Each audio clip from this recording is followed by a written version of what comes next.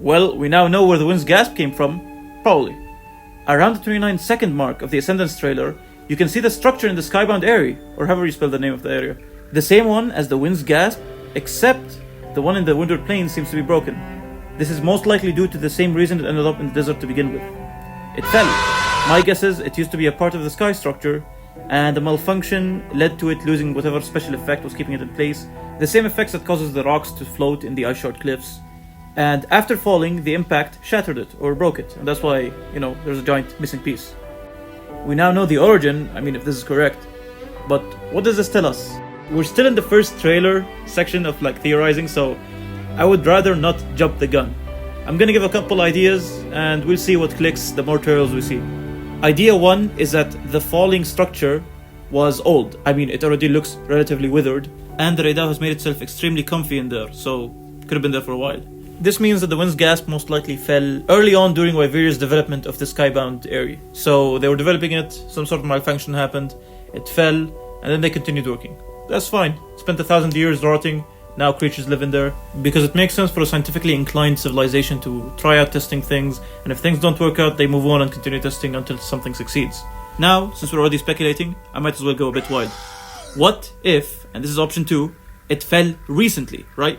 Recently, things have changed in the Forbidden Lands. Arkveld broke out. That was a break in the pattern. The lands were stable, Arkveld broke out, and then we came along, and then the events of the story happen, and then Zoshia goes haywire, and then we have to defeat Zoshia, right?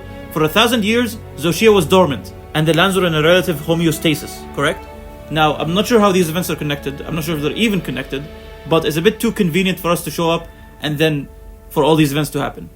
Conveniences don't exist in stories. Everything usually has an intention. There are no coincidences in a constructed narrative. They don't exist.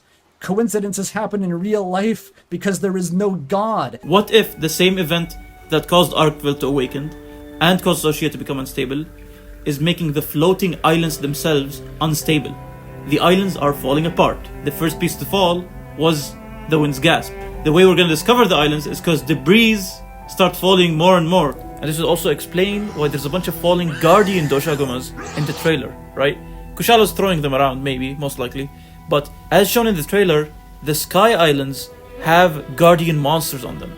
Guardian monsters only existed in Wyveria in base game. This maybe implies that we're gonna find more guardian monsters outside of Wyveria and question why they are there, and then find out later that they've been falling from the Sky Islands. And the entire point of the story is for us to figure out how to stop this island from falling apart. This could lead to us exploring the island, creatures on the island becoming more aggressive, leading to us needing to hunt them, which could justify it in the story, and eventually to lead to some sort of big bad that once we defeat could have brought stability to the island, or whatever, man. Now I must specify, the first portion of the video was the logical part. It's the part that we can prove, it's the part that basically I think we can all agree on. Everything else, the speculation, it's just me rambling because I'm so excited about this game, man. I cannot wait.